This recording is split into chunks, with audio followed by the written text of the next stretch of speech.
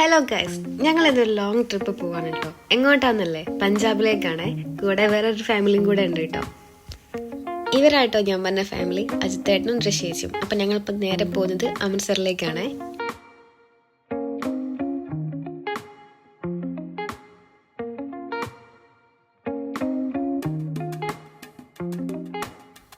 പിന്നെ പോകുന്ന വഴിക്ക് പഞ്ചാബികളെ കുറച്ച് സെലിബ്രേഷൻസും കാര്യങ്ങളൊക്കെ കാണാൻ പറ്റി കേട്ടോ. ഞങ്ങളങ്ങനെ അമൃത്സറിലെത്തി.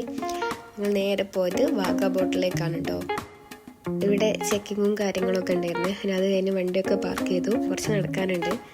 ഇത് വാഗാ ബോർഡറിൻ്റെ ഫ്രണ്ട് ഭാഗം കേട്ടോ. ഇവിടെ നിന്ന് ലാഹോറിലേക്ക് 22 കിലോമീറ്റർ ഉണ്ട്. പിന്നെ ഈ ഒരു ഭാഗത്ത് ഗേൾസിനും ബോയ്സിനുമായിട്ട് സെപ്പറേറ്റ് ചെക്കിങ്ങും കാര്യങ്ങളും വേറെ ഉണ്ട്. ഇവിടെ നേരെ നോക്കിയാൽ കണ്ട മാർക്ക് ചെയ്തില്ലേ, അതാണ് കേട്ടോ പാകിസ്ഥാൻ. ഗൈസ്, ഞങ്ങളിപ്പോൾ ഫൈനലി സ്റ്റേഡിയത്തിലെത്തി. ഇവിടുത്തെ സീറ്റും കാര്യങ്ങളൊക്കെ ബുക്ക് ചെയ്തിരുന്നത്.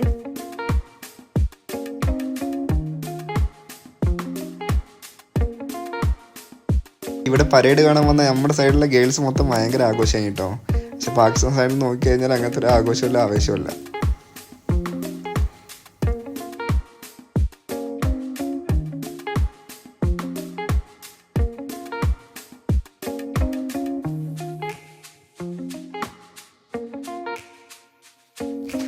അപ്പോൾ ഇതിനു മുമ്പ് ഒരുപാട് വട്ടം ഞാൻ വന്നതാണ് ഇവിടെ. ഞാനൊരു 3-3.5 കൊല്ലത്തോളം ഇവിടെ തന്നെ പോസ്റ്റിംഗ് ഉണ്ടായിരുന്നു.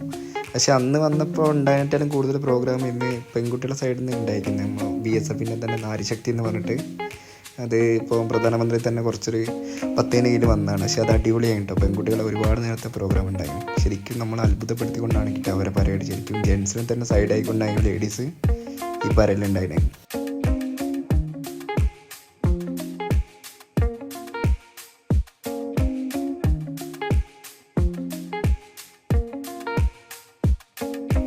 ഗൈസ്, ഞങ്ങൾ ഇവിടെ നേരെ പോയത് ഗോൾഡൻ ടെമ്പിളിലേക്ക് കേട്ടോ. അത് നൈറ്റ് അടിപൊളി ക്ലൈമറ്റ് ആയിട്ട് ഇവിടെ എത്തിയ സമയത്ത് ഉള്ളിൽ കയറുന്നതിന് മുന്നേ തലമറിക്കണേ.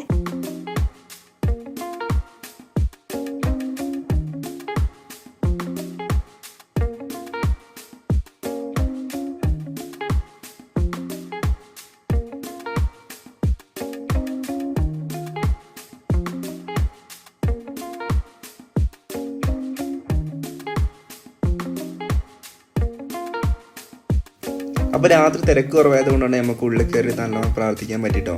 നല്ലൊരു അറ്റ്മോസ്ഫിയറാണ് ഇവിടെ മൊത്തത്തിലുള്ള. നല്ല തണുപ്പ് ഭയങ്കര ഓവറായിട്ടോ. അപ്പോൾ അതുകൊണ്ട് തന്നെ ഞങ്ങൾ പെട്ടെന്ന് തന്നെ തൊഴുത് കാര്യങ്ങളൊക്കെ കണ്ട് പെട്ടെന്ന് തന്നെ റൂമിലേക്ക് തിരിച്ച് പോയിട്ടോ.